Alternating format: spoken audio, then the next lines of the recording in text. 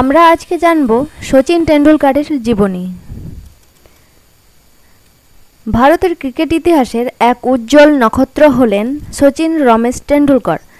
তাকে শুধু ভারতের নয়, বিশ্বের অন্যতম সেরা ক্রিকেটার হিসেবে গণ্য করা হয়।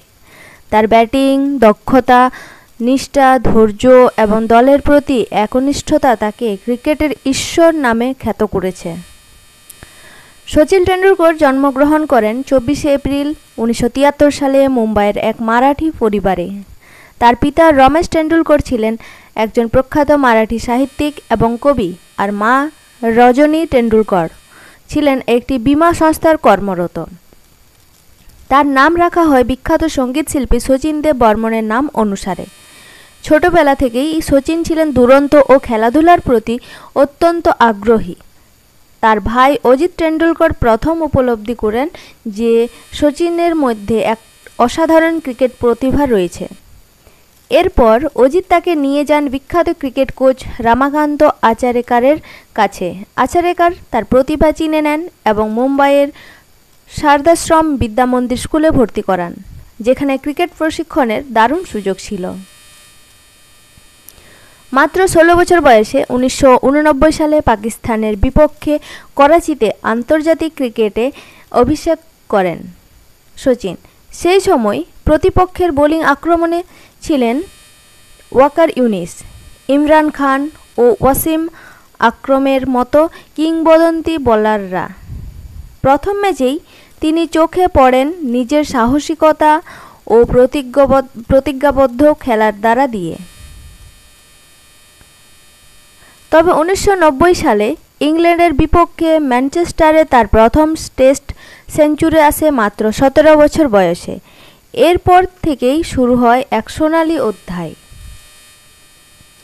সচিন টেন্ডুলকরের ব্যাট থেকে এসেছে অসংখ্য রেকর্ড।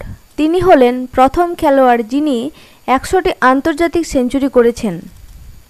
তার নামের পাশে আছে সবচেয়ে বেশি 200 টেস্ট ম্যাচ খেলার রেকর্ড, যার মধ্যে 15,921 রান করেছেন।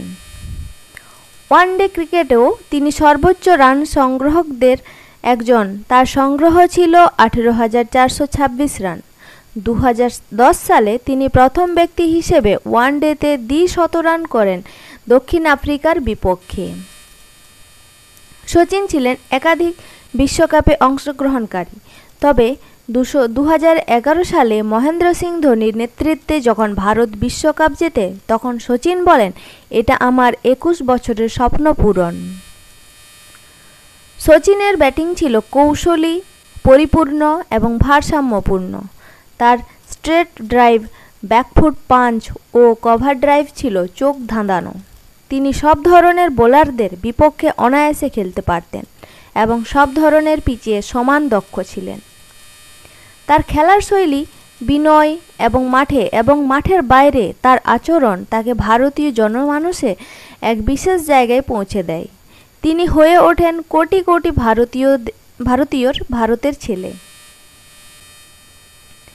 2013 সালের 16 নভেম্বর সচিন টেন্ডুলকর ওয়েস্ট ইন্ডিজের বিরুদ্ধে মুম্বাইয়ে নিজের 200তম টেস্ট ম্যাচ খেলে আন্তর্জাতিক ক্রিকেট থেকে অবসর নেন।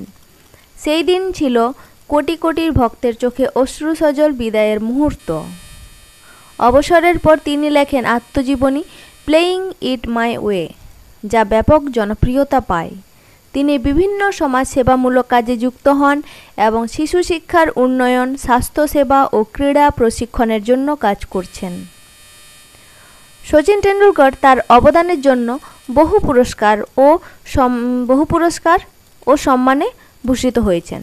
এর মধ্যে কিছু উল্লেখযোগ্য হল: অর্জুন পুরস্কার পেয়েছিল 1994 সালে, রাজীব গান্ধী খেলরত্ন 1997 থেকে 98 সালের মধ্যে, পদ্মশ্রী 1999 সালে, পদ্মভূষণ 2008 সালে, ভারতরত্ন 2014 সালে।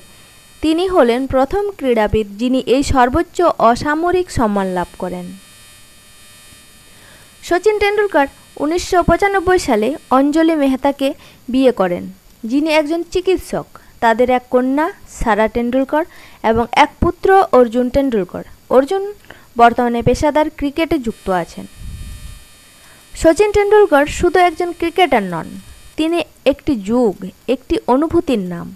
ক্রিকেটকে তিনি যেমন বিশ্ব দরবারে ভারতীয় গৌরবের প্রতীক করে তুলেছেন, তেমনি তার বিনয়, নিষ্ঠা ও আত্মত্যাগের জন্য তিনি একটি প্রজন্মের আদর্শ হয়ে উঠেছেন।